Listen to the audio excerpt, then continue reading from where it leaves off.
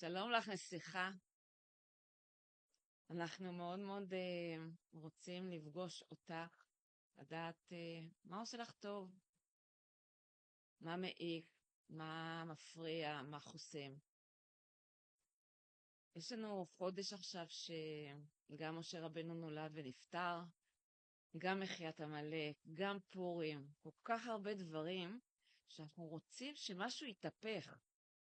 יתהפך הכוונה שזה לא ישתנה, שזה יתהפך.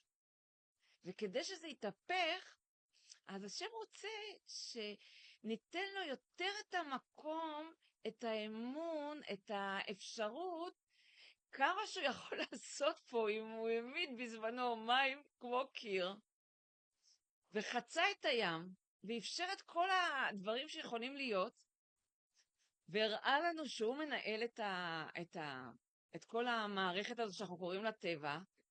אז הוא אומר, מה מלא? אני העברתי אותך את החיים שלך. אני עשיתי לך הסתרים. בשביל מה? שיהיה לך רע? לא. שתביני איזה כוחות של בחירה נתתי לך, ותזעיקי אותי, שאני אוכל לסייע ולשכון בתוכך.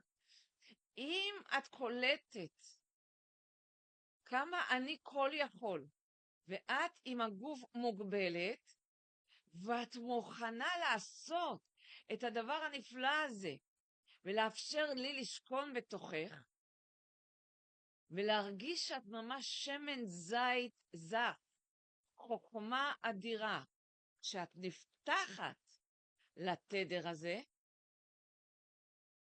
ואת זועקת, פושטת יד, אני רוצה ליהנות, אני רוצה עולם של שלום, עולם שמבין, עולם שמחייך.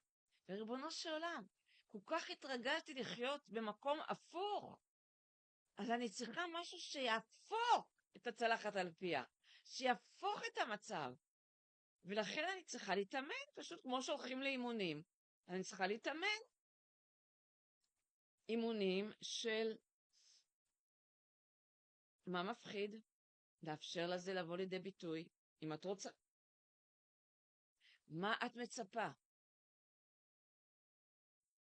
מה היית רוצה באמת? לראות את עצמך בתוך איזה עולם? מה היית רוצה שיהיה בעולם? איך את פותחת את עצמך למקום הזה?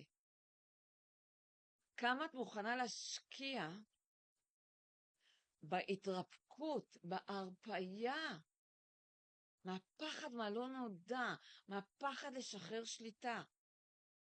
להגיד, עכשיו מי מנשים אותי? עכשיו מי מפעיל לי טוק טוק טוק טוק טוק טוק את הלב? מי מאפשר לי את הראייה? מי מאפשר לי את השמיעה? מי עושה את זה? פשטות, של ילדה קטנה. מי עושה את זה? השם. ואני לא מרגישה.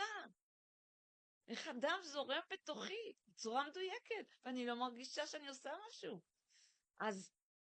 אז אנחנו רוצים שבזה נשקיע את הזמן ואת האימונים, ולפנות לעצמך זמן מה את משנה עבורך בטוב. אז בהצלחה גדולה.